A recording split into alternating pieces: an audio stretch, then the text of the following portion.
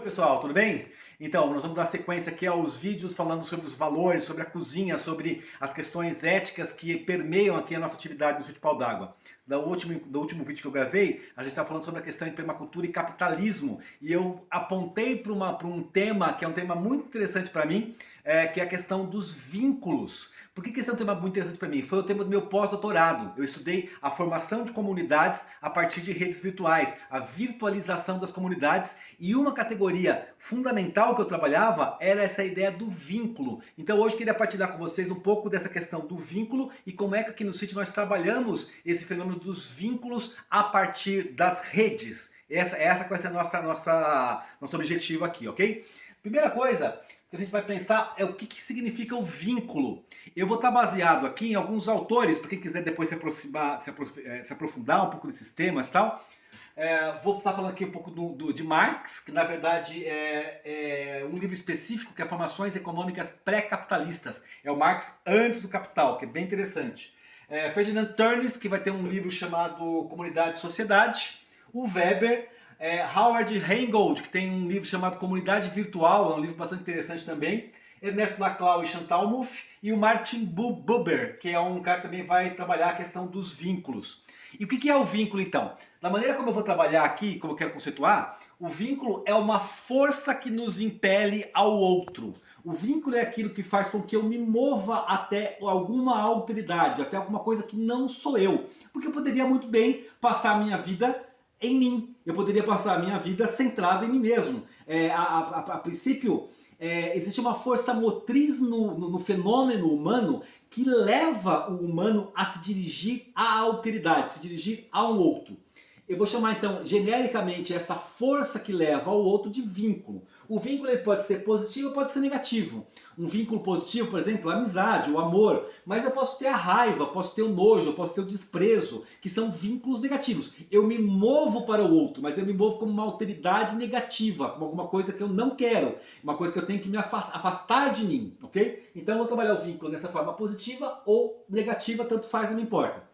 O que é importante para mim? O vínculo ele tem um aspecto emocional, um aspecto subjetivo, um aspecto psicológico, mas ele também tem um aspecto estrutural. O vínculo também ele é historicamente e socialmente constituído. Então eu posso dizer que existe uma forma de organização social dos vínculos. Toda a sociedade encontra uma maneira de organizar esse movimento dos homens para os homens, do humano para o humano. Toda a sociedade, ela é na verdade uma forma de organizar as relações entre os seres humanos. E aí eu vou pegar então para minha análise esse aspecto objetivo da questão dos vínculos. O que me interessa, eu não estou dizendo que não existe, nem estou colocando no segundo plano, mas estou dizendo eu resolvi trabalhar com o aspecto materialista dos vínculos. O que significa? A maneira como os vínculos são organizados dentro de uma sociedade. E eu vou então chegar à conclusão que um modo de produção que varia historicamente é também uma forma de organização dos vínculos. Espera aí, Dilson, que agora fudeu tudo. O que você está falando? Qual é? Calma. O que eu estou dizendo é simplesmente o seguinte. Cada sociedade, num certo período histórico, vai se organizar de uma forma. A maneira mais materialista de encarar a organização de uma sociedade, a maneira mais concreta de organizar, de encarar a organização de uma sociedade, é a partir dos seus modos de produção. O que significa um modo de produção? Modo de produção é a maneira como eu, você, nosso vizinho, nossa sociedade, nossa cidade, nosso país se organiza para atender às necessidades humanas. Essa maneira como nós nos organizamos vai variando de acordo com o tempo, de acordo com as tecnologias disponíveis. Por isso que o capitalismo é um modo de produção. O que significa? Ele é uma maneira que eu tenho de organizar a sociedade para produzir as coisas que a sociedade precisa. Tá claro isso? Esse é o conceito de modo de produção. A maneira como uma sociedade se organiza. O que é se organizar? Distribuir trabalho, distribuir riqueza, construir valor, organizar as instituições. Isso tudo é o modo de produção, ok? Quando eu vou fazer uma análise materialista da sociedade, me interessa olhar os modos de produção. E o que eu estou dizendo? O modo de produção também é uma forma de organizar vínculos. A maneira como nós nos dirigimos ao outro é historicamente dada e ela é influenciada pelo modo de produção. De maneira geral, eu vou trabalhar então em 3 momentos históricos da humanidade que vão gerar 3 tipos de vínculos diferentes. É aí que eu quero chegar. No momento pré-moderno, quando a cultura, e aqui eu estou falando basicamente da cultura europeia, quando a gente faz essa divisão de moderno, pós-moderno, pré-moderno, tem um olhar eurocêntrico aqui, é a partir do ponto de vista do europeu que nós estamos fazendo essa demarcação. E aqui não tem nenhuma ideia de evolução, porque o moderno convive com o pré-moderno, convive com o pós-moderno. São muito mais estilos de organização do que épocas, ok? Não estou propondo aqui um sistema evolucionista, não. É muito mais complexo do que isso. Mas vamos dizer assim, nesse modo de produção mais pré-moderno, eu vou ter como a forma do vínculo a comunidade. Então pensa lá, sociedades antigas, como é que elas se organizavam para produzir a sua subsistência, a sua condição de vida? A partir da ideia de comunidade. Laços locais, laços regulados pela tradição, laços muitas vezes familiares, relações pessoais, limites para a atividade econômica, há coisas que eu não posso vender, há coisas que eu não posso comprar, o preço das coisas muitas vezes é estabelecido por normas da tradição, são sociedades altamente regidas pela tradição, sociedades altamente personalizadas, em que aquilo que você é, a sua posição é reconhecida pelos demais na sua comunidade. Pensa numa vilazinha medieval, pensa numa comunidade indígena, pensa numa comunidadezinha de uma cidade do interior, sei lá, de países subdesenvolvidos. Ainda funciona muito na base da comunidade, do modo de produção pré-moderno e o tipo de vínculo na comunidade. Quando nós transformamos esse modo de produção para o modo de produção moderno, ele vai começar a ser institucionalizado. Começa a surgir o mercado como grande mediador das relações, o Estado como grande mediador das relações. As relações passam a ser impessoais. O momento da relação econômica é apenas o momento da troca. A troca é impessoal, eu não quero saber quem você é toma lá da cá, toma meu dinheiro, me dá o produto, toma meu serviço, me dá o produto. Eu passo a ter uma relação que ela é mediada por instituições, por leis, por normas, que são muitas vezes escritas, que são reguladas a partir de uma externalidade, em que a pessoa, o personalismo, é muito pouco envolvido na história, ele é muito pouco predominante na história. O que vale é a regra, o que vale é a instituição. Aqui é quando nós temos, por exemplo, a economia do capitalismo moderno, o mercado moderno. Eu vou no supermercado, não me interessa quem é o dono do supermercado, eu quero comprar um pacote de arroz, estou aqui o dinheiro, me dá o meu arroz. A minha relação com aquela pessoa se limita à troca econômica, a esse momento em que eu dou o dinheiro, ela me dá a mercadoria. Isso caracteriza essa forma moderna e esse tipo de vínculo que nós vamos chamar de sociedade.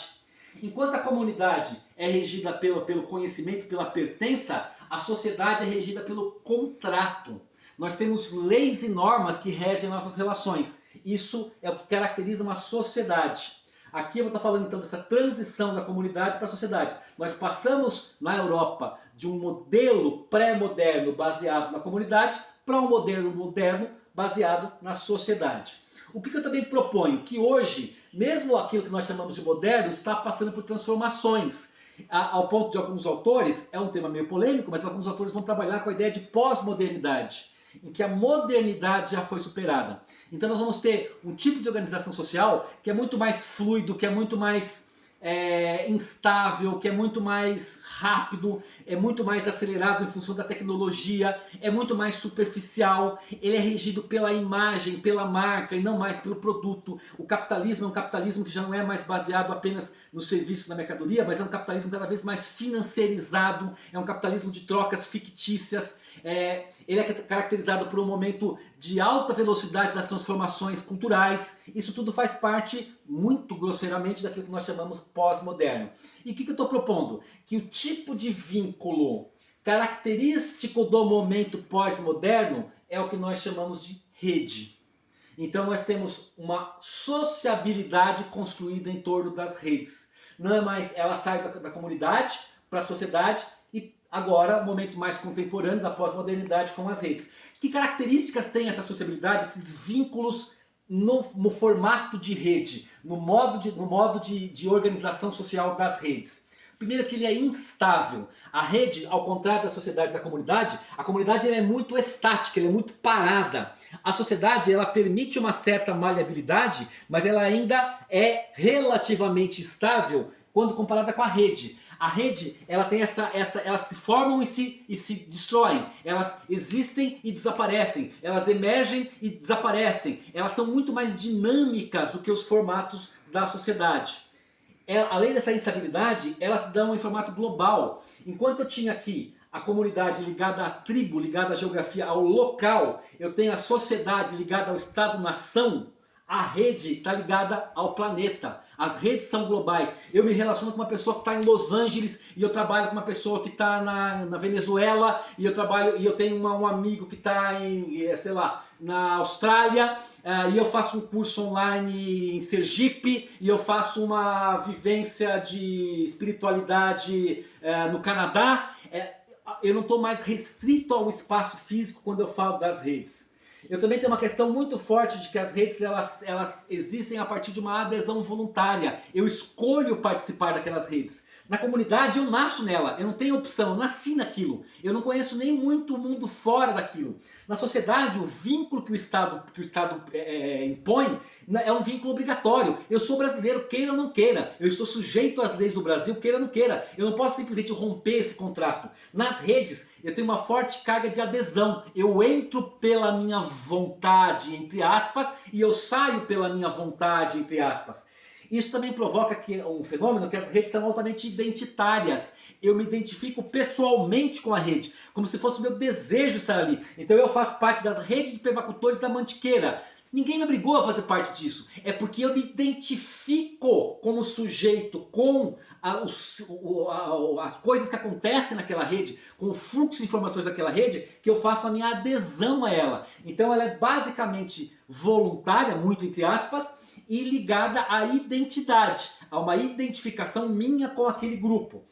Elas também são múltiplas. Enquanto a comunidade é uma só, você nasceu naquela tribo, você nasceu naquele vilarejo, é aquilo e acabou. Na sociedade, você vai participar de algumas comunidades, alguns grupos. Por exemplo, eu tenho o meu grupo do trabalho, eu tenho a minha família, eu tenho o meu grupo no meu partido, eu tenho o meu grupo no meu sindicato, eu tenho a minha igreja, eu tenho um número relativamente limitado de possibilidades de vinculação.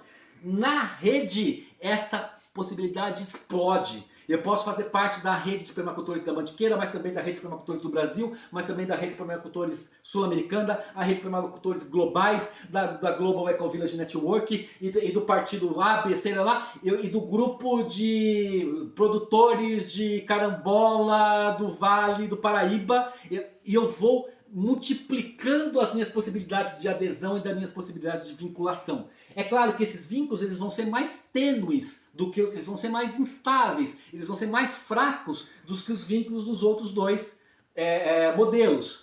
Então eles são mais múltiplos ao preço de serem mais fracos do que nos anteriores. E outra característica da rede é que ela tem regulamentações próprias. O próprio grupo diz como funciona, o que é possível e o que não é. O próprio grupo se regula a ponto de estabelecer o que é bem visto e o que não é. O que é um valor para o grupo e o que não é um valor para o grupo. Então, ao contrário da sociedade e da comunidade, em que as normas de funcionamento vêm normalmente de um fora, vêm normalmente de uma exterioridade, na rede, essas formas de relacionamento vêm de dentro, vêm do próprio funcionamento do grupo. Então, resumidamente, qual é o grande drama hoje, ou a grande oportunidade que nós temos nesse formato de vinculação em rede? É que nós temos muito mais liberdade do que tínhamos nas outras formas de vinculação, nos outros modos de vinculação. Mas o preço dessa liberdade é dada por uma superficialidade, por uma falta de uma vinculação ontológica, que pegue você lá no ser, na sua origem, na sua essência mais verdadeira. É como se eu tivesse um shopping center. Eu tenho muitos produtos, mas nenhum deles, na verdade, é tão importante para mim. Eu tenho muitas opções, mas nenhuma delas realmente é a que vai me satisfazer. Então eu ganho em liberdade, mas eu perco em segurança. Vamos fazer essa balancinha aqui, ó, dos modos de vinculação. Na comunidade, eu tenho a maior segurança possível. Eu sei quem eu sou e qual vai ser meu futuro da hora que eu nasço à hora que eu morro. As normas do meu comportamento são dadas pelo meu grupo. A economia é controlada pelo grupo e pela tradição. Então eu tenho o máximo de segurança, mas eu tenho o mínimo de liberdade. Eu não consigo fazer nada fora da norma do grupo. O grupo é opressor, o grupo é totalizante. Quando eu vou na sociedade, eu começo a ter um certo equilíbrio. Eu tenho minhas normas, meus deveres e tenho minhas obrigações, e tenho minhas liberdades. Eu tenho uma certa margem de escolha de liberdade, principalmente se eu tenho dinheiro. Em compensação, a minha segurança vai diminuindo. Eu começo a ter problemas de identificação. Eu começo a ter insegurança em relação ao futuro. Eu começo a ter ansiedade em relação ao futuro, porque não está mais dado. Eu posso ir para a miséria a qualquer momento. Eu posso ficar rico, mas também posso ir para a miséria. Então a sociedade ela é mais balanceada e instável. No momento da rede, eu tenho o máximo da liberdade.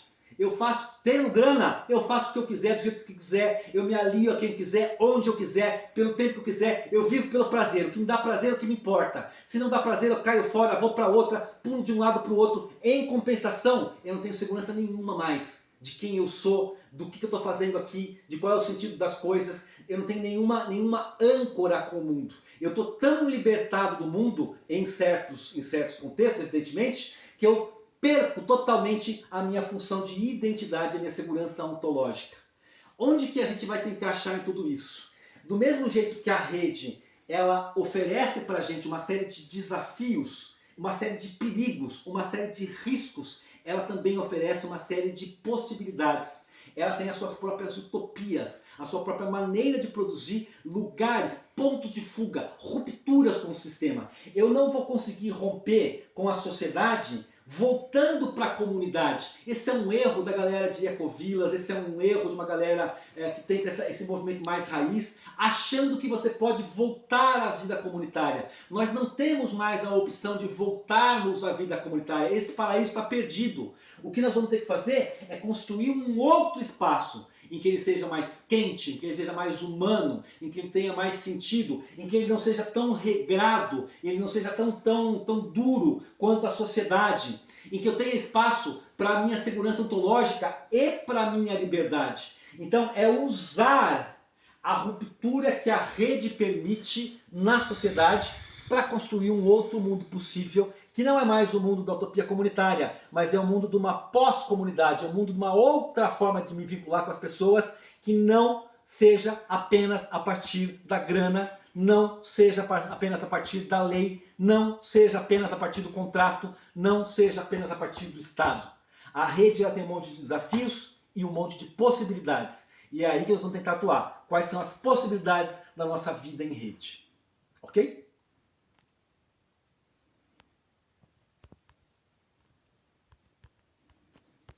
Esse foi o mais abstrato deles.